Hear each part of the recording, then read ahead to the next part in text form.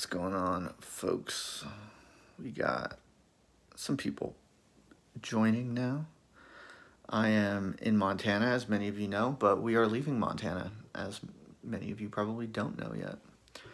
So we are headed for Austin, Texas, because I got a bunch of friends there. I figured we're kind of bored and lonely out here. Montana's amazing, but it's just a little too isolated. We gotta get in the mix with some people. So that's what we're doing. All right. So what I want to talk about in this video, just real quick, is since we're moving house and all my stuff is boxed up, all of our belongings are packed up, and we'll be hitting the road on December 30th. So I figured I don't have my computer and I don't have my whole setup. You can actually look. My room is all taken apart. All I have there is podcaster and some foam pads. But other than that, all my stuff's boxed away. So I figured all I have is my phone. Might as well just jump on here and talk some shit. And I'm pumped. I'm pumped for 2021. You know, one of the things that has been really good about Montana is that it has allowed me to really kind of get my head straight on what I want to do and what my goals are. And it's definitely given me a lot of time to work on things. But it also, I've noticed, being out here in the middle of nowhere has definitely sapped it's kind of sapped my confidence. Not in any fundamental way, like I'm still confident, but it's hard to really think big when you're out in the wilderness. You know, I found myself kind of getting unmotivated. Like, it's not hard for me to show up to work every day and to, have coffee in the morning and put in the work on my various projects. But it's hard to really feel excited about like crazy big ideas. It's hard to get really new, big, crazy ideas when you're out in the wilderness. And, it's one of the things I'm really interested in. It's one of the things I like. So part of the reason why I want to move back to a city is just because I want to, get into the mix a little bit more with fascinating people, cool people, crazy people, smart people, weird people. And I think I just need to start thinking a little bit bigger. And I think a lot of the next moves for me are going to have to require doing things with other people, because I can only do so much myself, So, especially when it comes to like content creation, like one of the things you learn when you're out in the wilderness is, I could do the whole like nature photography thing, but that's just not me. That's not my style. I'm not that into that stuff. So if you're out in the wilderness, you can take awesome photos of beautiful, gorgeous places, but that's not my thing. That's not my style. It's not what I'm interested in. It's not what I represent. And it's not what I'm trying to do with my life or with my ideas or my work. So being out in the middle of nowhere is kind of inhibiting. Whereas if I could be in networks, physical networks, like in an actual location with crazy geniuses and hackers and hustlers and founders and artists and shit, that would be much more ideal, I think, because then I can do things like have people on the live stream podcast.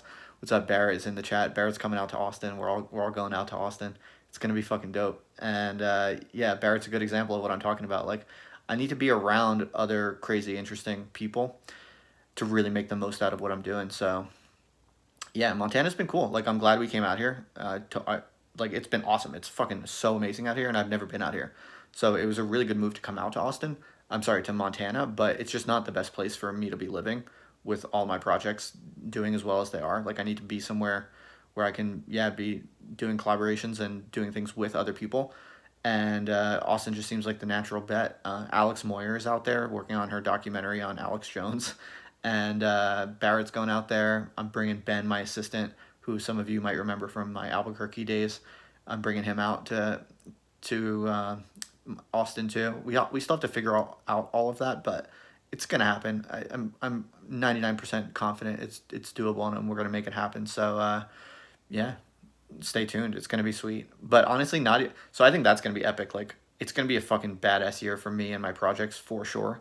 Because basically, I mean, for those of you who don't know, like what I've been doing in Montana for the past 6 months is basically just building indie thinkers, and that's required a lot of pretty boring, kind of tedious work, like on the computer, just building systems and spreadsheets and automations and processes and documenting things and writing like kind of technical stuff. It's hard to explain, but basically yeah, I've been kind of isolated building indie thinkers, but now that's all pretty much up and running and it's pretty solid, and it's profitable and it's growing. It's a winning operation, and so now all I need to do is get back to the content, which is what brings everyone into my like various operations anyway.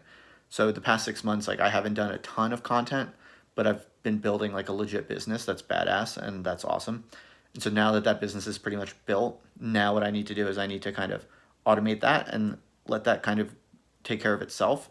I'm still going to be like super invested in it and doing a lot of shit. Like we do events and stuff for indie thinkers all the time to help members like develop their work and connect with each other and all that kind of good stuff. I'm going to keep doing that, but the point is it's all mostly already set up. Daniel says, "Do you ever struggle with feeling motivated to continue with your projects, or are you always full of energy?" Yeah, to be honest, like being out in Montana over the past 6 months, like had I towards the past few months, I've been kind of feeling unmotivated. I'm still pretty disciplined and energetic, but I know that I could be doing more. I know that I could be doing bigger and better things.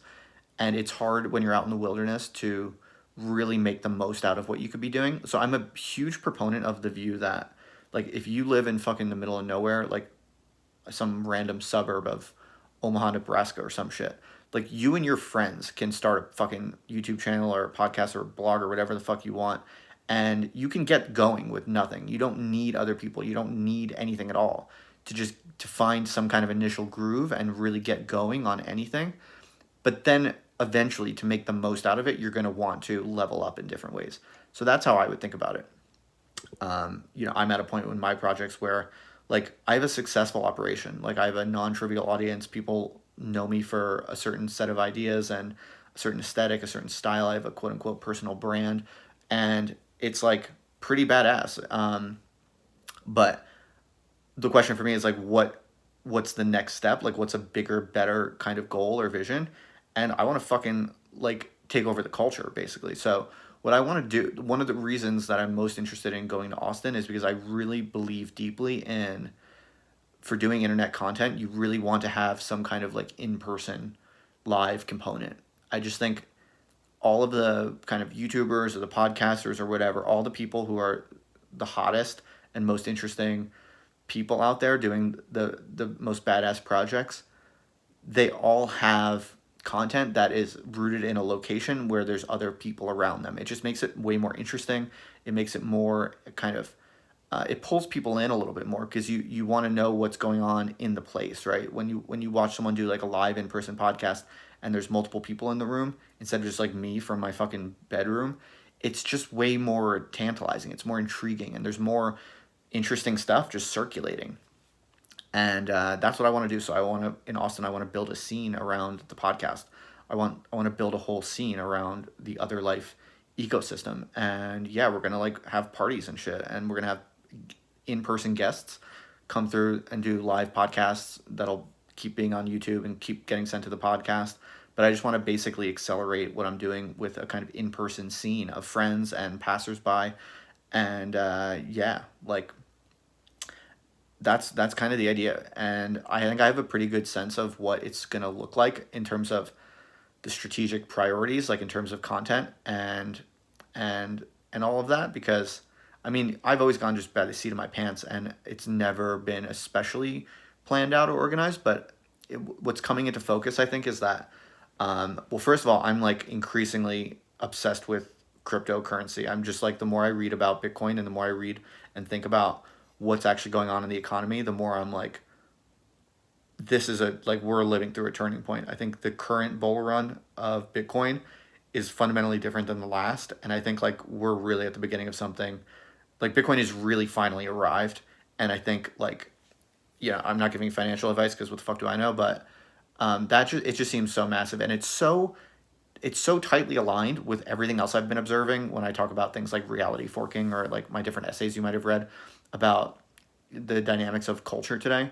It's all so parallel and correlated that I'm increasingly convinced that yeah, like we really are on the cusp of a major kind of cultural historical watershed, and I think crypto kind of just epitomizes it, but also the defection from academia, the various journalists defecting from places like New York Times to do independent Substacks. Like all of these trends are similar. They share underlying aspects, and I'm just like fucking got to go all in on it. You know what I mean? Like being out in Montana is awesome. It's been fun. I'm glad we came out here, but it's not like the most effective place for me to be right now. I want to build a physical scene. I want to build like a real community and actually get invested in like actual living, breathing subcultures, and I want to be a part of them, and I want to contribute to them. And so, yeah, basically, my strategy, I think, at this stage, and who knows what'll actually happen. Who knows how it'll actually pan out. You never know these things in advance. And I think with doing internet content, you have to be super open minded and go one step at a time and just go with what feels most interesting and most important and what's really worth investing in. But the way I currently see it, there's a ton of fucking crazy, interesting crypto people in Austin. I think I'm gonna make crypto one of the strategic priorities of other life content, and I also think related things like 3D printed guns. I'm increasingly interested in this. Like, there's a burgeoning subculture. Those people are super interesting, and there's a lot of geniuses. So, but also founders, like startups, just like weird small technology startups that maybe you've never heard of. But some of these people, like there are tons of startups where the founders are like crazy visionaries, and you've never heard of them. Maybe because they're weird. Maybe they're not even correct in their ideas. Maybe their startup is ultimately going to fail. So maybe Silicon Valley doesn't really care about them or doesn't respect them.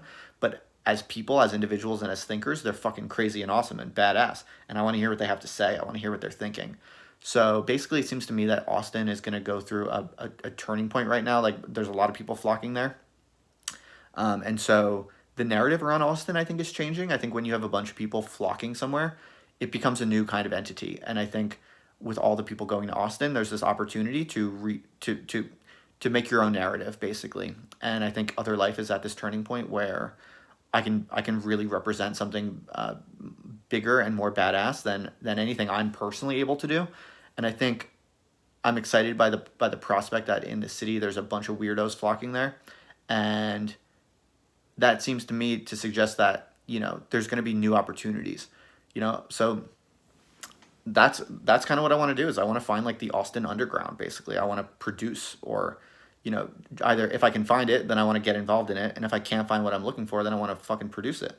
And I think that's what I'm in a really good position to do. Basically, the intersection of fucking weird bloggers and internet people, like I have been doing all along, but expanding that a little bit more to also founders of badass tech startups, and also kind of the crypto weirdo community. So I think those are going to be three of the kind of interlocking subcultures that Other Life is going to increasingly be about. But it's going to be in some part, a function of like who I'm able to meet, and who knows, maybe I'll be surprised. So yeah, this is why I think 2021 is just going to be fucking bonkers, dude. The vaccines look like they're going to work. And if this coronavirus is done in the next few months, look at what happened with the Roaring Twenties. The Roaring Twenties, which everyone knows was a period of great, you know, um, cultural energy, right? Everyone can think of some pictures they have in their mind from the 20s. All the Art Deco and the big parties, the flappers. Yeah, that's right. And I think there's going to be like another Roaring Twenties when these vaccines get rolled out. And just like when the Spanish influenza was over, the Roaring Twenties were epic.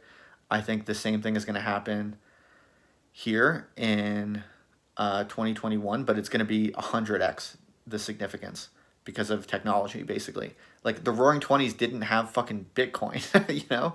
Um, it's going to be all the glory of the Roaring Twenties, but plus the fucking internet and plus cryptocurrency, um, and the increasing breakdown of all societal mainstream institutions. Like, I think politics is going to get worse and worse and dumber, and the mainstream people are going to remain kind of locked into this sinking ship, and they're going to get crazier and crazier. And people who have chosen to take the risk of going on the outside and creating their own way, these people who might have been seen as very weird in the past, few years, are going to be like all the power is going to shift to them. I really do think this. I have these like really pumped up kind of almost eschatological aspirations or beliefs about 2021. When the lockdowns lift, the culture is going to take some crazy turns. And I think if you want to make the most out of it, you better get prepared. You better get ready. You better get your head straight. And you better get ready to like really unleash yourself. You have to like be super, super independent and creative, and just find the people that you jive with, that you think are interesting and smart and creative, and just fuck everybody else and go all in on the people that you know, that you like, and who are just genuine independent minds. Hitch your wagons only to truly independent creative thinkers, and fucking like you're unstoppable, I think, because all the entire culture is breaking down. Like our entire society is breaking down. It really does kind of feel like that. But at the same time, cryptocurrency and these alternative forms of creativity and structures, whether that be Substacks or Patreon or independent YouTubers, or just like the flurry and intensification of just independent culture creation, is obviously getting better and better and bigger and more powerful and more influential, at the same time that mainstream culture is like literally sinking into increasing idiocy and nonsense. So you take those two things, combine them, and then you realize that the culture is going to be totally jump started from lifting up these lockdowns. And I'm just like, fuck, man. Like, there's never been a better time to be alive than when these lockdowns get lifted, especially if you're interested in independent, creative culture.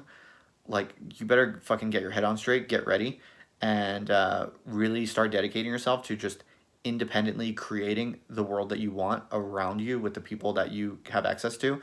Even if it's just like Twitter mutuals or whatever, like, you don't need a massive network. Just get braced, get buckled up, because shit is going to get crazier and crazier if you're paying attention to like mainstream institutions. If you're taking that stuff as reality, you're going to get dumber and dumber and sadder and more confused. But if you increasingly just have the confidence and the courage to literally ignore all of the mainstream information, all of the mainstream institutions, and just focus your attention on whatever small number of people around you, whether that be on the internet or in your physical community, who you trust, who are independent and genuinely open-minded, creative, independent thinkers, always hitch your wagon to independent thinkers. They don't even need to be correct. They just need to be independent. That is the most important thing, because if you have 10 people who have truly independent opinions, then the average of what you all think is going to be very close to the truth.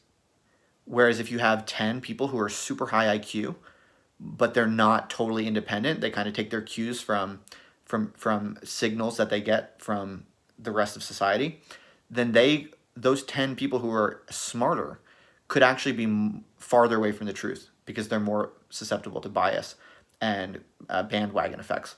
So that's why I'm putting all my money on independent thinkers. And that doesn't even mean like intellectuals necessarily. It just means people who read for themselves, who think for themselves, and who don't let their ideas and conceptions be overly influenced by what other social opinion suggests. Like, that is who you want to hitch your wagon to in 2021. Because if you have even a small group of truly independent minds, you're going to be able to get to the truth together. That's actually going to be more powerful. Independence of mind is going to be more powerful than intelligence per se. Intelligence alone. Of course, intelligence is good too. So ideally, you can combine intelligence and independence, but intelligence without independence is screwed. Look at like the fucking New York Times. Look at people who are really smart people in positions of prestige, who literally have no idea what's going on, and they spout nonsense on a daily basis because they're taking their cues from institutions that are just over with. So that's my take on it. All right, subscribe to my channel, leave a reply, let me know what you think about all that. I'm gonna go say hi to the neighbors who we've been kind of friendly with recently. We're leaving Montana on December 30th, headed for Austin, Texas. So I have to say goodbye to the people in the neighborhood who we've become friends with. My wife and I are going to go take a walk down the street and say goodbye to our neighbors. So yeah, as you can see, my room is empty. My studio, office, whatever you want to call it. We've packed up. We are moving. It's happening. So next time you see me on here, I'll probably be on here once or twice before we arrive in Austin, but once I'm in Austin, you're going to see us in a new place. And yeah, I'm going to start having badass people come through the live podcast studio that we're going to build, whether it's in my house or a shared house. I'm talking with Barrett and Ben about doing like a shared house. I don't know what the details are going to be. We're going to work it out, but I'm definitely going. They're definitely going. Alex Moyer's there. A bunch of other people are there already that I know. Jacob Lyle, shout out to him. Crypto Chamomile, you might know. Pamela Hobart and Bryn Hobart. I don't know. I only know Pamela. I don't know her terribly well, but also people like David Perel. There's a lot of just like interesting, successful content creator types of people out in Austin.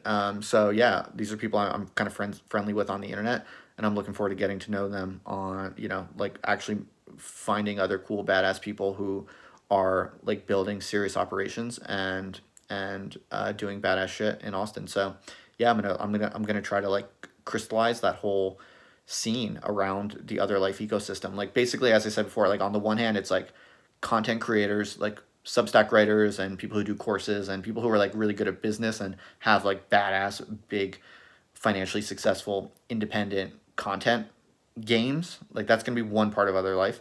Then the other part is gonna be like crypto people and crypto projects slash 3D printed gun community, which is big in Austin.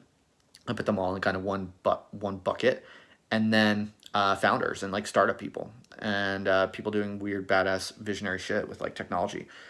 I think those are going to be three of the, and then of course always going to continue with the standard supply of weird internet thinkers and creators for sure. But yeah, hopefully we're going to actually kind of like gather around us in Austin a scene of people, like real people who we bring in the house and have them on the show and shit. And I think that's just going to be so much more interesting and exciting to watch and to really build that culture up personally rather than just through like Zoom calls and live streams. So yeah, stay tuned. That's a game plan. That's where I'm at. All right, folks, subscribe, leave a reply, and let me know what you think. I'll keep you posted. All right, thanks, folks. Later on.